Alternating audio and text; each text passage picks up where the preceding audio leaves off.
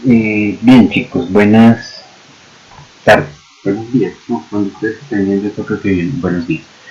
Eh, el día de hoy vamos a trabajar un tema que se suponía que era el que íbamos a trabajar ayer y, pues con todo esto de la conversación se nos embolató un poco, incluso si ven el título de la clase de ayer se suponía que íbamos a alcanzar a llegar a esto, pero bueno. El día de hoy vamos a trabajar el tema de la reforma protestante, ¿sí? La Reforma Protestante marca un momento de la historia de la Iglesia que va a sacudir bastante sus bases, ¿sí? Y todo este tema del renacimiento, este tipo de movimientos van a significar una transformación profunda en la forma como se entiende la sociedad en un todo, ¿sí? Ayer hablamos de la importancia del surgimiento de la burguesía, del aumento de la riqueza, del capital, pero esta vez quiero que entonces nos centremos en la parte religiosa, ¿sí? La reforma protestante es un hecho que se da en 1529, ¿sí? A principios del siglo XVI, en donde eh, se da vamos a ponerlo así, una transformación en la iglesia, ¿sí? Se da una transformación en la iglesia y específicamente, porque pues esto hay que especificarlo, en la iglesia católica, ¿sí? Entonces la iglesia católica va a sufrir una transformación. Esta transformación va a venir de la mano de dos personajes. ¿Cuáles van a ser? Van a ser Martín Lutero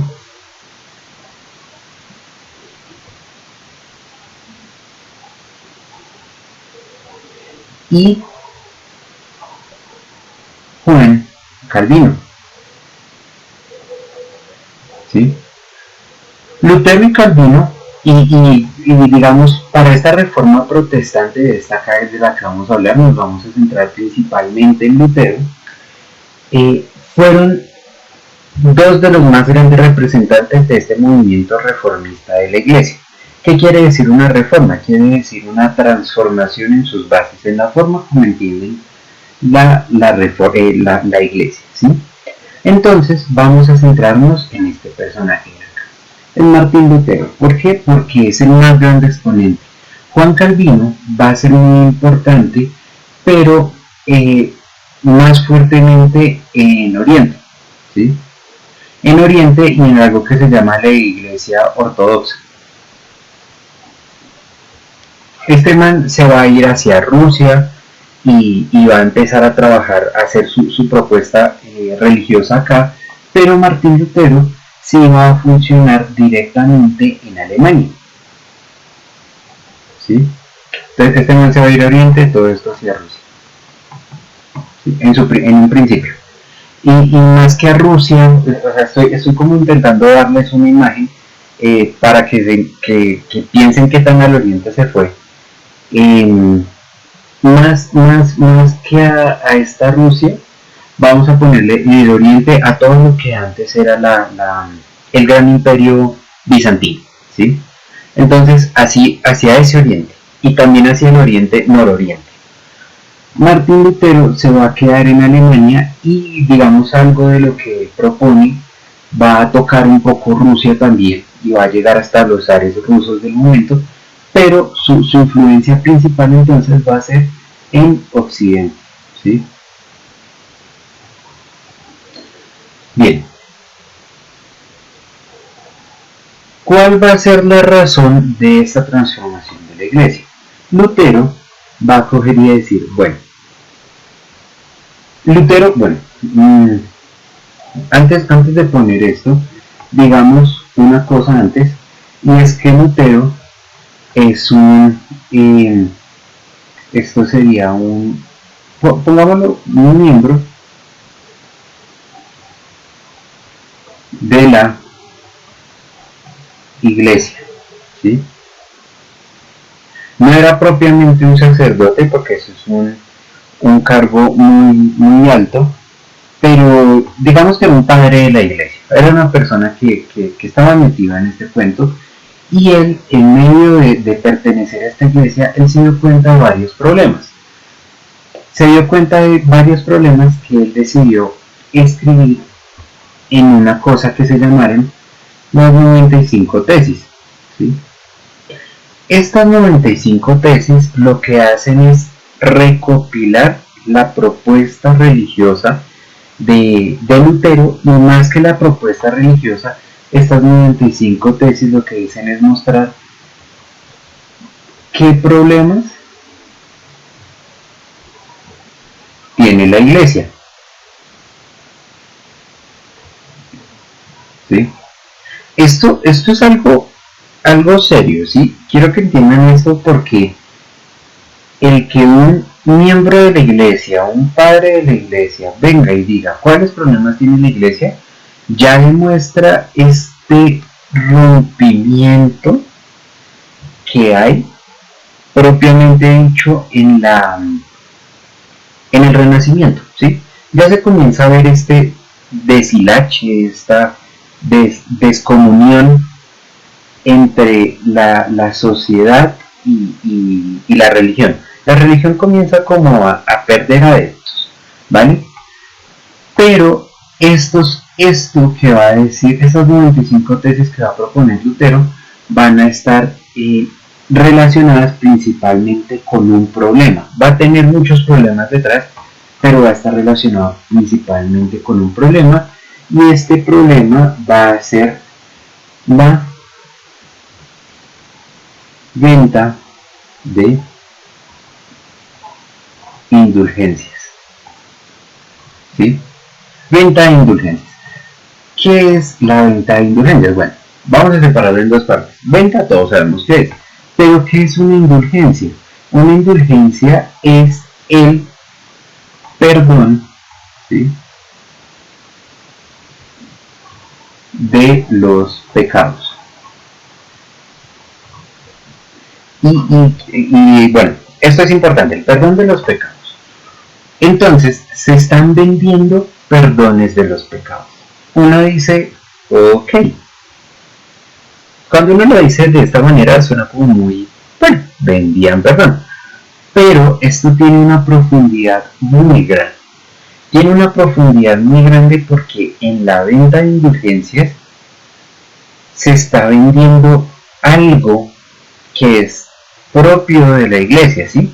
Entonces, esta venta de indulgencias tiene una relación entre, digamos, unos tres personajes, que son el pecador, ¿sí?, el sacerdote y Dios, ¿vale?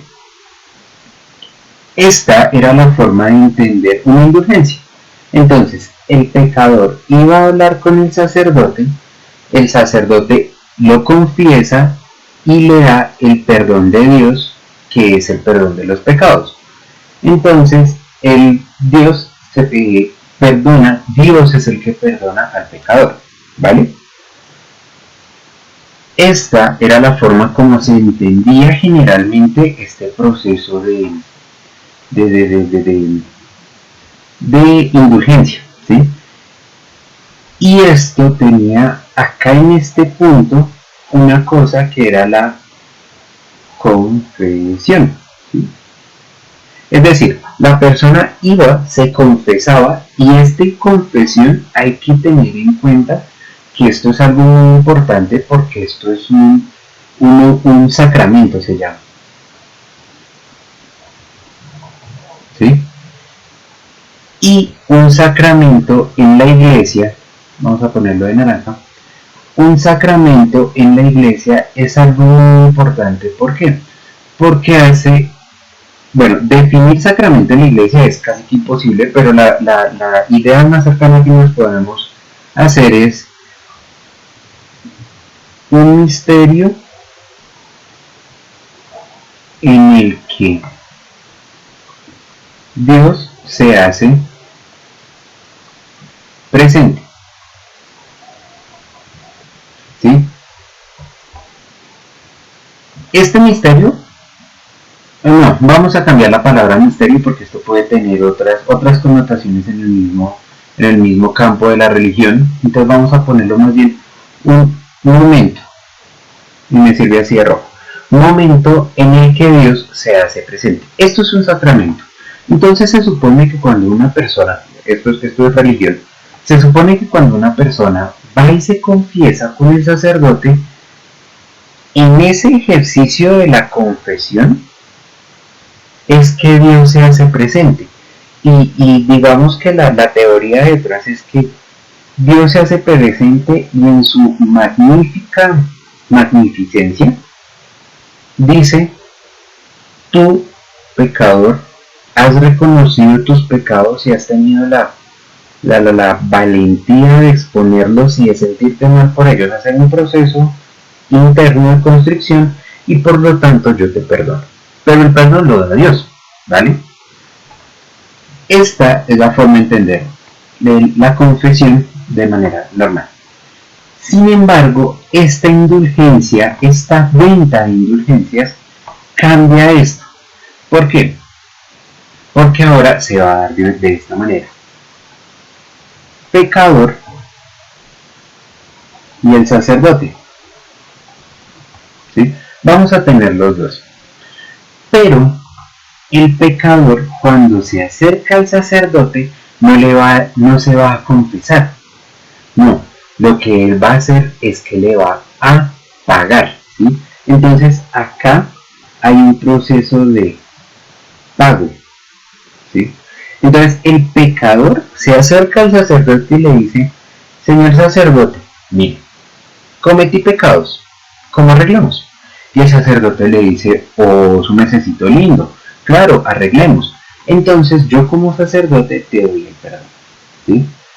Y entonces acá la parte de Dios queda cortada, porque no sea, o sea, porque el sacerdote es el que le está dando el perdón, ¿vale?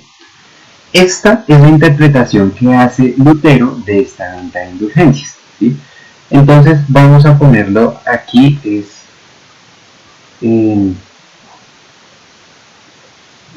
esto podría serlo, este es el deber ser,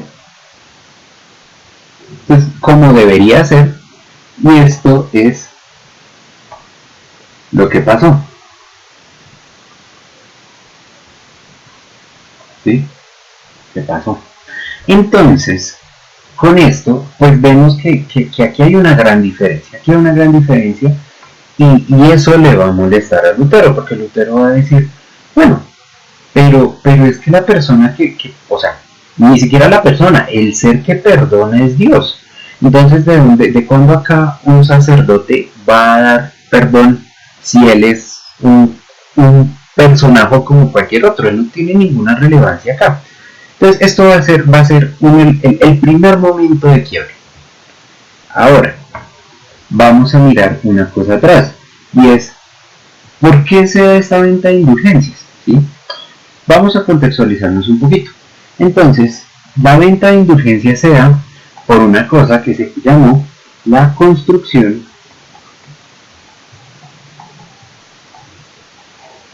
de la Basílica de San Pedro. ¿Sí? La Basílica de San Pedro, esta de acá, es la construcción más grande o grande en el sentido de importante, de trascendente de la cristiandad, del catolicismo hoy en día. ¿Sí? La Basílica de San Pedro es esta en donde uno ve que está el Papa, esa cosa enorme, es que más, voy a buscar la imagen. Listo, acá está la imagen. Esta es la Basílica de San Pedro. ¿Cuál precisamente? No es todo esto de acá afuera, ¿no? La Basílica de San Pedro es este edificio de acá. ¿Sí? Esta es la Basílica. En este momento estaba en construcción, ¿sí? Obviamente la construcción de esto, de este armatoste, que es una cosa enorme, pues cuesta una plática larga, ¿sí? Cuesta una plática larga. Entonces, el Papa, ¿sí?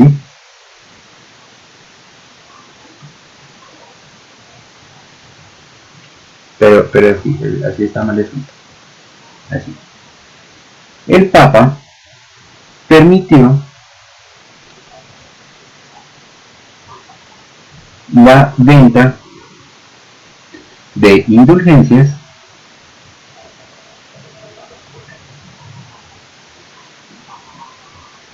para construir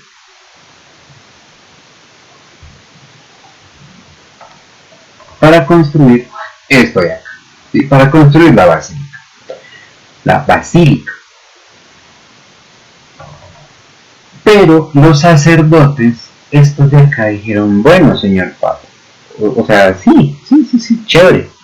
Chévere porque pues, chévere que la iglesia tenga un movimiento tan grande y pues todo el asunto, pero pues, bueno, qué pena preguntar eso, pero ¿cómo voy yo ahí? Entonces, este pago se empezó a dividir en dos, ¿sí? Una parte iba, jejeje, quedó apenas, una parte iba aquí a la basílica, ¿sí? Y la otra parte se la quedaba el sacerdote.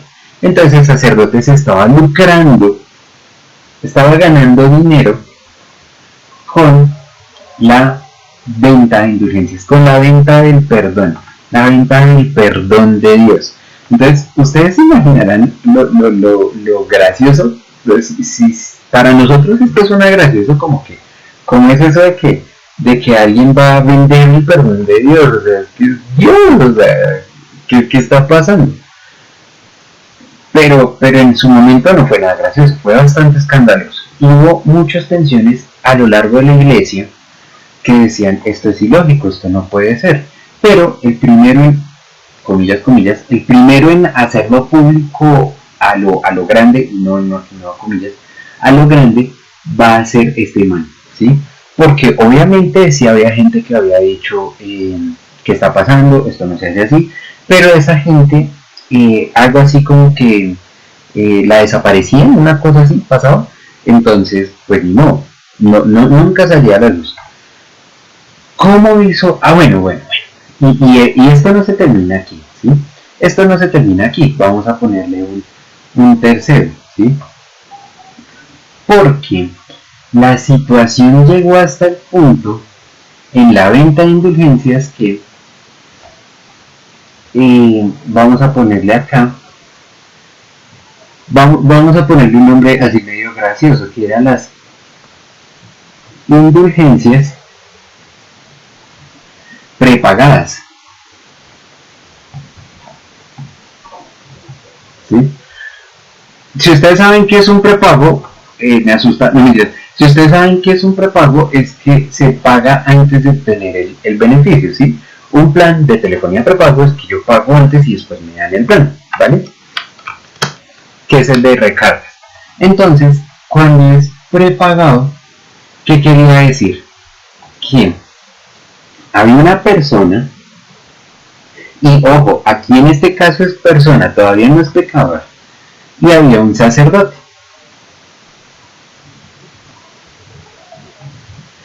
Entonces, esta persona le decía al sacerdote, mire, señor sacerdote,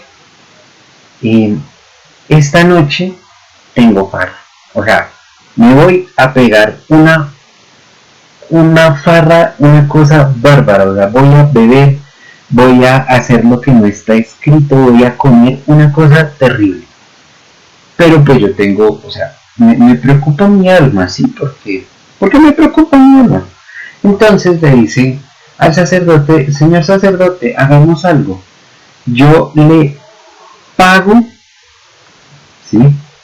Le prepago. Ay, aquí me faltó una L. Sí, ustedes no me dicen. Yo le prepago el pecado. Ay.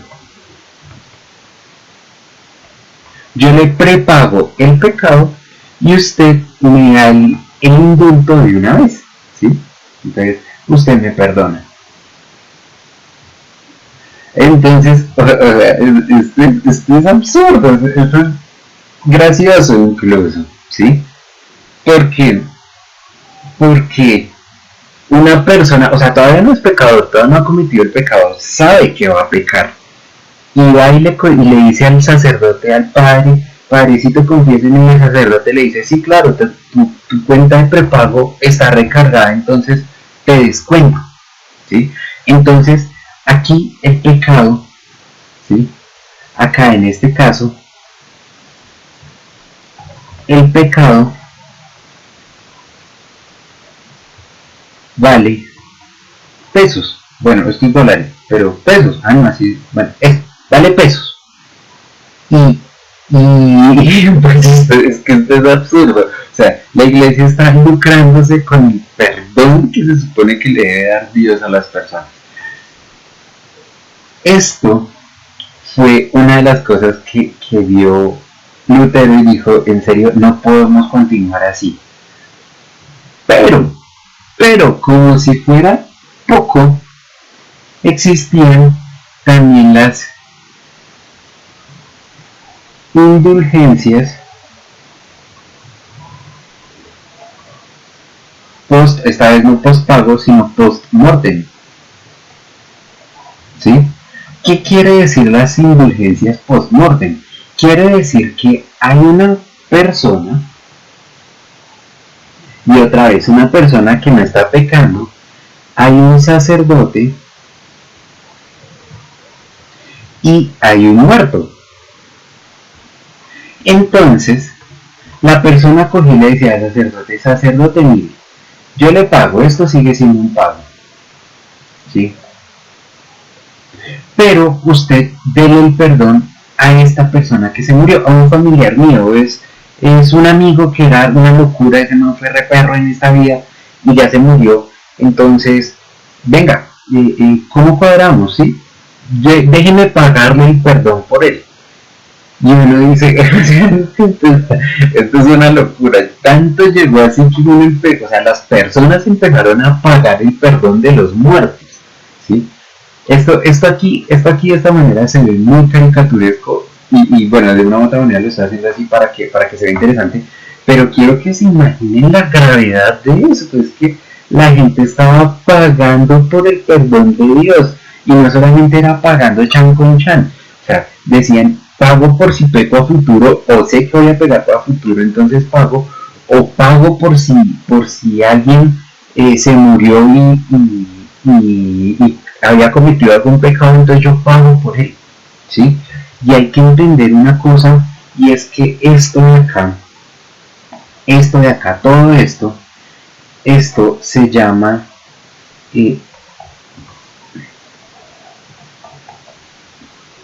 extrema unción, ¿sí? Creo que se escribe así, extrema unción.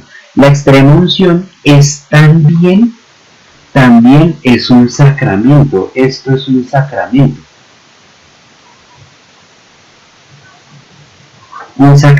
de la iglesia. Entonces, la extrema unción, ¿de qué se trata? Se trata de que cuando una persona está muy enferma, va un sacerdote y lo confiesa, ¿sí? Lo que hacen, por ejemplo, no sé si han visto esas películas de las cárceles en las que la persona cuando está en pena de muerte, condenado a muerte, llega un sacerdote y lo confiesa. Cuando el sacerdote lo confiesa, lo que hace es darle la extrema unción. Entonces le dice, tú que has pecado, tus pecados serán perdonados porque estás a puertas de la muerte. Y según la teoría católica cristiana, la extrema unción se da es porque la angustia de saber que está cerca de la muerte es penitencia suficiente para pagar todos los pecados que haya cometido en vida. Entonces por eso es que pues, se parodea un poco con eso de que cuando uno está a las puertas de la muerte y dice acepto a Jesús en mi corazón, o sea, lo acepta, entonces ya automáticamente va al cielo. Es un poco curioso, pero más o menos funciona así, más o menos. Pero esto ya existía, es decir, una persona que muere, que se le hace la extrema unción, ya no es pecadora, entonces se está pagando por algo que religiosamente no existe, ¿sí? Nosotros hoy diremos es que esto es absurdo porque el infierno y Dios y todo eso no existe, pero metámonos en el momento de ellos. Y en el momento de ellos, el alma, y si el alma iba al infierno, era una preocupación de vida, ¿sí? O sea, es que imagínense uno estar metido, tener metido en la cabeza que su alma se va a quemar en el infierno. Eso es algo heavy, eso es algo pesado para las personas. Entonces, esto era una preocupación real. La preocupación por el perdón era una cosa seria. Porque es que si no soy perdonado, me voy al infierno. ¿Sí? No es cualquier cosa de que, ay, es que el sacerdote no me perdonó, entonces, la embarrada. No, es que si no se da este perdón de acá rojito que está acá, es que me voy al infierno. Entonces la gente, los sacerdotes, la iglesia, estaba jugando con el temor y la idea de las personas del infierno. Entonces esto es precisamente lo que Lutero va a decir, la embarramos. Lo que no va a poder creer, no va a poder creer que una idea católica de comunión con el otro, de construcción mutua, de algo bonito que realmente la religión católica en el papel se haya convertido en esto. Porque esto pues demuestra todos los pecados que puede tener una persona, demuestra avaricia, mentira, codicia, no sé, orgullo, hasta no sé cómo se le, o sea, qué palabra se le puede decir a una persona que dice que paga una indulgencia prepagada. Es una persona que coge y dice, yo pago antes por si pego. O sea, es que no sé qué palabra sea, pero debe ser una palabra muy fea. Entonces, esto es lo que Lutero va a decir. No se puede aceptar. Pero Lutero no es bobo, nunca fue bobo. Lutero no se va a poner a salir hacia lo Homero con una campana a gritar todo esto en todo el pueblo. No, él fue un poquito más inteligente. Entonces, las 95 tesis tuvieron dos momentos, ¿sí? O sea, pasaron por dos filtros. Primero, se comunicaron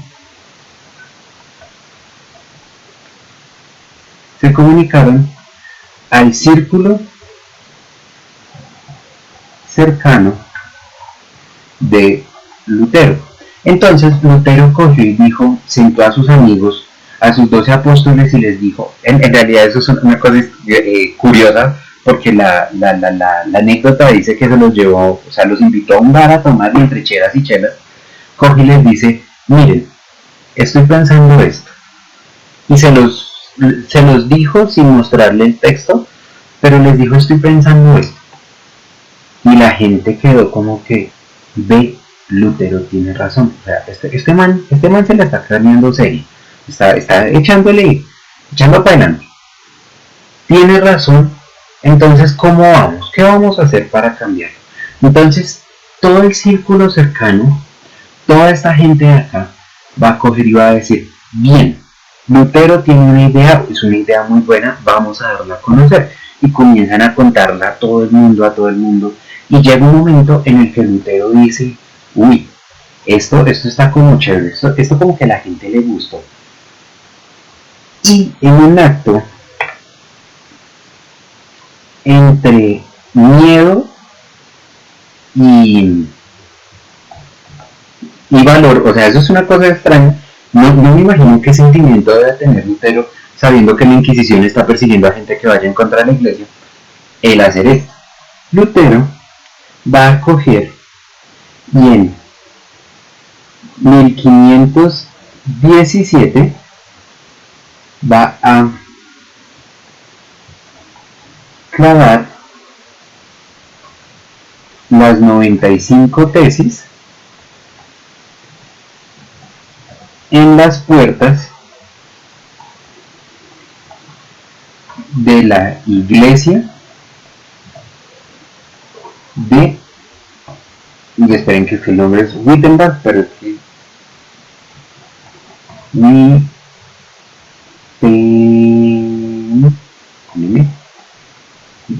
¿sí? Va a clavar, o sea, esto, va a clavar las 95 tesis en la iglesia de Wittenberg, ¿sí? O sea, el man cogió, y esa es una imagen famosa, el man con las escrituras así en la puerta y clavando. O sea, este man se fue con todo, el man dijo, yo lo voy a hacer público, pero no lo voy a hacer público en un librito por ahí debajo para que me agarren, no, lo voy a hacer público en el lugar más escandaloso para que haya más gente que me apoye. Y con esto es que salen a la luz las 95 tesis y en este año es que comienza a correr, o sea, comienza a darse realmente esta reforma protestante que va a culminar en 1529 con la separación de la Iglesia Católica y una nueva iglesia que va a surgir, que va a ser la Iglesia Luterana Protestante, ¿sí? Incluso creo que la Iglesia Protestante ustedes la han escuchado. La Iglesia Protestante, la religión protestante es la religión de los Simpsons, ¿sí? Eso que el Padre Alegría es un pastor, el reverendo, porque ni siquiera es padre, reverendo Alegría, el reverendo es un reverendo, ¿sí? Entonces, y si han visto los Simpsons, hay momentos en los que Ned Flanders puede hacer la misa, o bueno, la ceremonia, no sé si eso se le llamará misa, la ceremonia. Entonces, ahí uno ve cómo son los cambios de estas dos iglesias que vamos a abordar ya más profundamente en la próxima clase. Vale, chicos, con eso terminamos por hoy.